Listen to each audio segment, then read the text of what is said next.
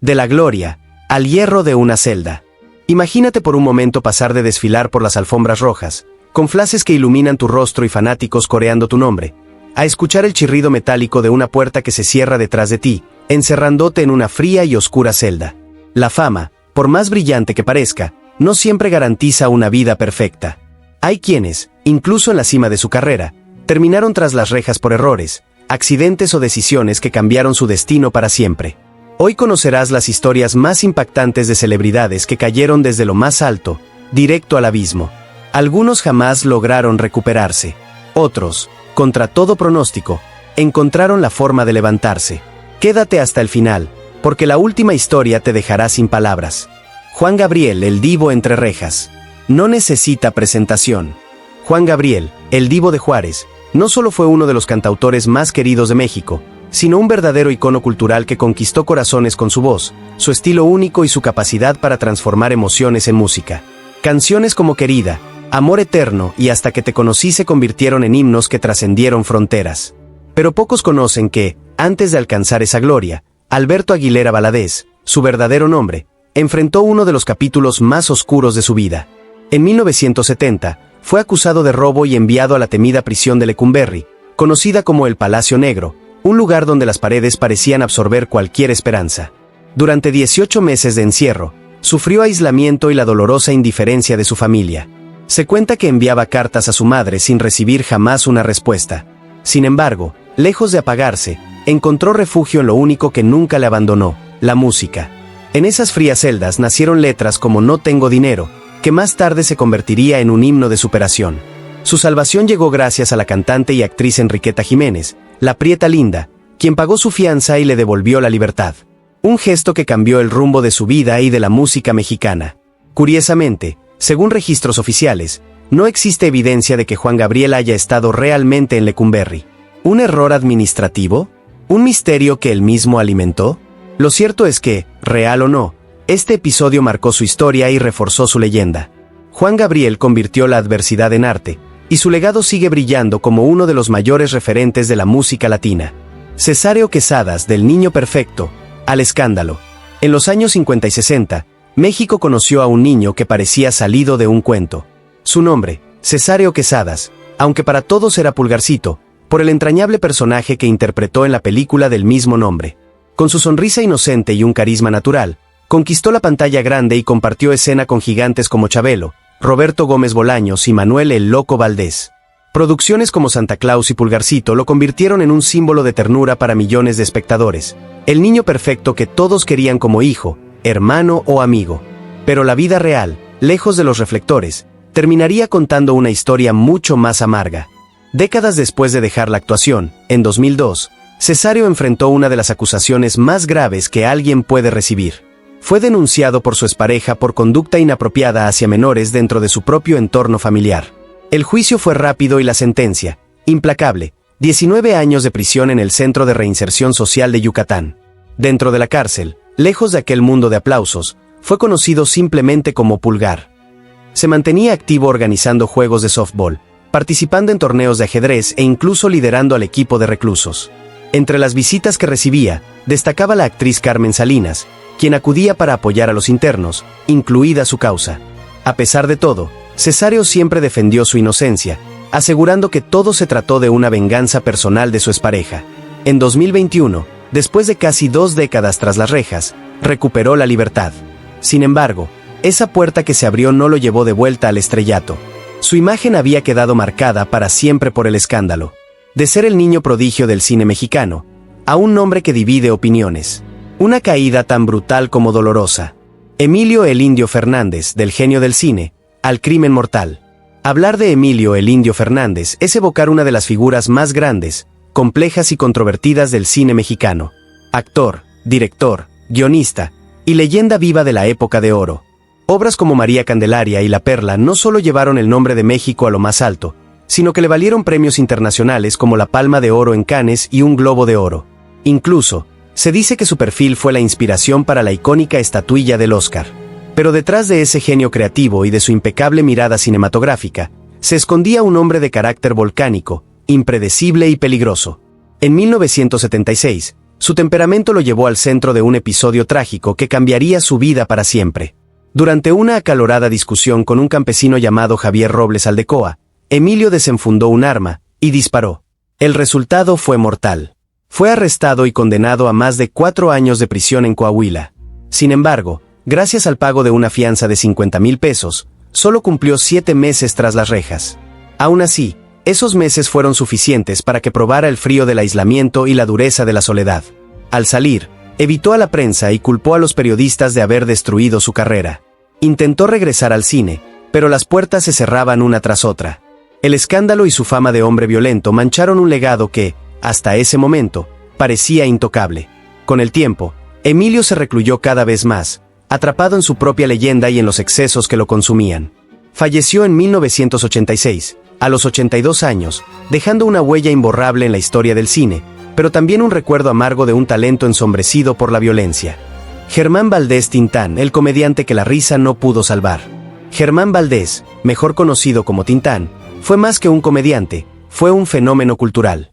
Con su estilo pachuco, su simpatía arrolladora y su habilidad para cantar, bailar y actuar, conquistó a todo México y gran parte de Latinoamérica.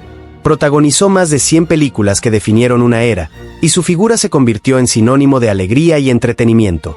Pero detrás de las carcajadas, el ritmo y la improvisación brillante, Tintán libraba una batalla silenciosa contra problemas económicos que no daban tregua. En 1969, su mundo se tambaleó. Fue arrestado en su propia casa en la Ciudad de México, acusado de girar un cheque sin fondos por más de 13,000 pesos. La razón era simple, pero devastadora: las deudas lo habían alcanzado. Fue trasladado a Acapulco, y tras declarar ante el juez, logró su libertad al pagar una fianza de 5,000 pesos. Aunque el incidente no fue tan escandaloso como otros, dejó al descubierto la difícil situación financiera que enfrentaba en sus últimos años. Y lo más doloroso es que, para un hombre que había hecho reír a millones, no había un final feliz a la vista. Pocos años después, la vida le daría otro golpe, un cáncer de páncreas que su familia decidió ocultarle para evitarle sufrimiento. Tintán murió en 1973, a los 57 años, mucho antes de lo que el público y la historia merecían. Hoy, su nombre sigue brillando como uno de los más grandes íconos del cine mexicano, recordándonos que, a veces, ni siquiera la risa más genuina puede ahuyentar las sombras que se esconden detrás del telón. Raúl Ramírez Uribe, el presidente que apostó todo y lo perdió.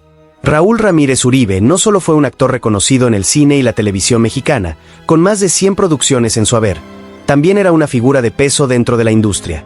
Su talento lo llevó a ganarse un lugar de respeto entre colegas, y su carisma lo convirtió en un rostro familiar para millones de espectadores. Pero su ambición lo llevó más allá de los reflectores. Durante los años 80, asumió la presidencia de la Asociación Nacional de Intérpretes, ANDI, una posición que le otorgaba poder, influencia y una gran responsabilidad: administrar los fondos de la institución que protegía el trabajo y el futuro de cientos de artistas.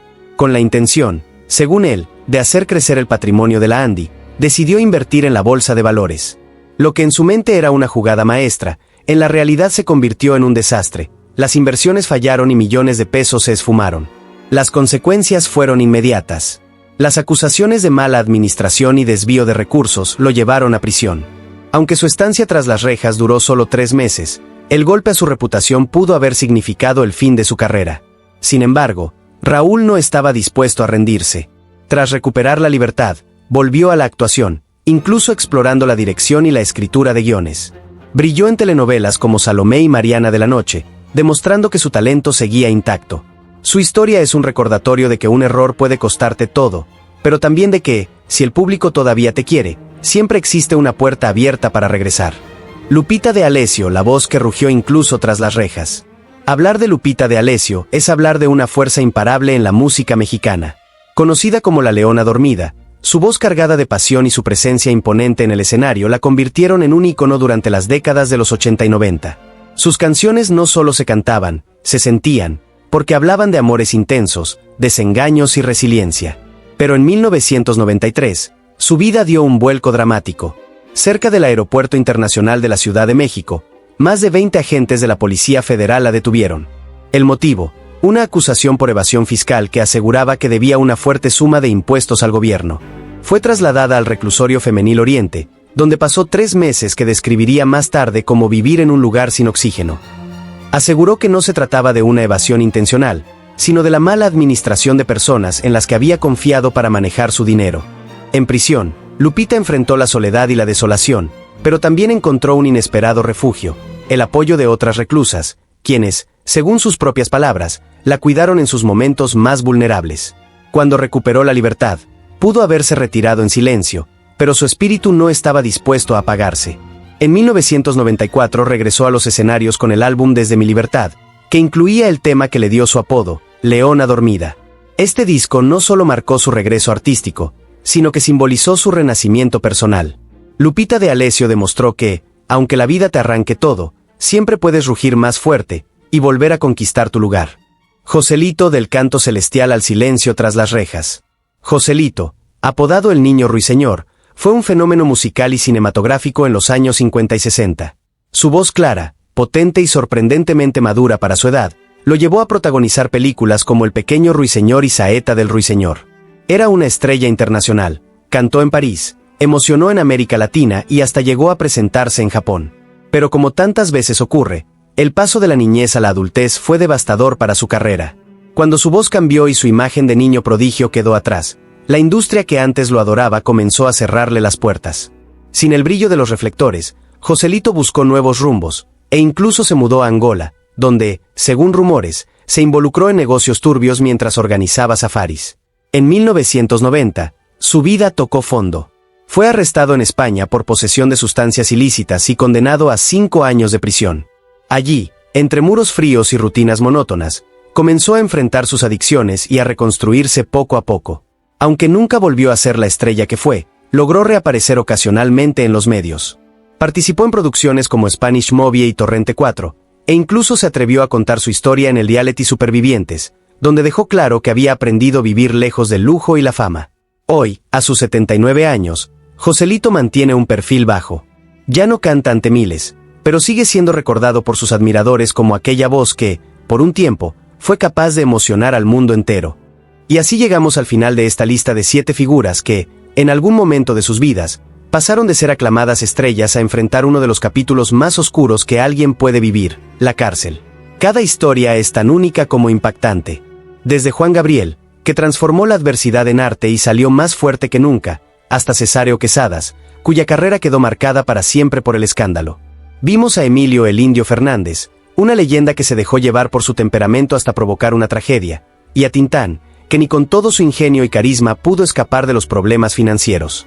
Raúl Ramírez nos recordó que los errores administrativos también pueden costar muy caro, mientras que Lupita D'Alessio demostró que es posible resurgir, incluso después de tocar fondo. Y por último, Joselito, el niño prodigio que conquistó al mundo con su voz, pero que debió aprender a reconstruirse lejos de la gloria. Estas historias nos dejan una lección: la fama no es garantía de una vida perfecta. De hecho, puede ser un arma de doble filo, amplificando cada error frente a millones de ojos. A veces, los aplausos no logran silenciar los demonios internos, y las luces de los reflectores no iluminan la oscuridad personal. Ahora, la pregunta queda para ti. ¿Quién de todos ellos te impactó más? ¿La tragedia marcada por el carácter explosivo de El Indio Fernández? ¿La caída estrepitosa de Cesáreo Quesadas?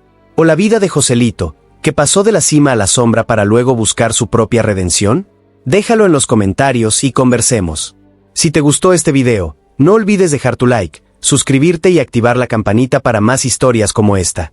Porque detrás de cada estrella, siempre hay una historia que nunca se contó por completo.